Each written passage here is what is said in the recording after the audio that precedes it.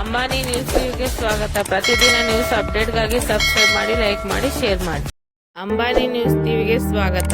ಸಾಲು ಮರದ ತಿಮ್ಮಕ್ಕರ್ ಅವರ ನಿಧನಕ್ಕೆ ಸಂತಾಪ ವ್ಯಕ್ತಪಡಿಸಿದ ಡಾಕ್ಟರ್ ವಿ ಅಮರ್. ಕೇಂದ್ರ ಸರ್ಕಾರದಿಂದ ಪದ್ಮ ಪ್ರಶಸ್ತಿ ಪಡೆದ ಸಾಲು ಮರದ ತಿಮ್ಮಕ್ಕರ್ ಅವರು ವಿಧಿವಶರಾಗಿದ್ದಾರೆ.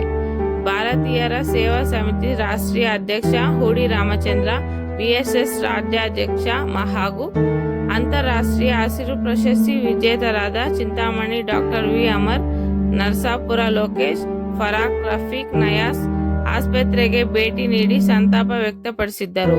ಸಾಲು ಮರದ ತಿಮ್ಮಕ್ಕರ್ ಅವರ ದತ್ತುಪುತ್ರ ಉಮೇಶ್ಗೆ ಧೈರ್ಯ ತುಂಬಿದ್ದರು.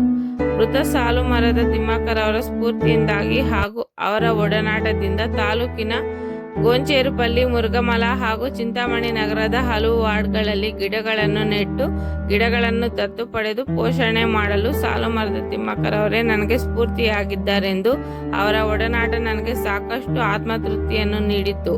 ಆದರೆ ಅವರ ಮರಣದಿಂದಾಗಿ ಪರಿಸರದ ಸಂರಕ್ಷಣೆಗೆ ಕೊಡುಗೆಯಾಗಿದ್ದ ವೃಕ್ಷ ಮಾತೆಯನ್ನು ಅಗಲಿದಂತಿದೆ ಎಂದು ನುಡಿದರು. ಇದೇ ಸಂದರ್ಭದಲ್ಲಿ ಕರ್ನಾಟಕ ರತ್ನ ಪ್ರಶಸ್ತಿ ನೀಡುವಂತೆ ಸರ್ಕಾರಕ್ಕೆ ಒತ್ತಾಯಿಸಿದ್ದಾರೆ.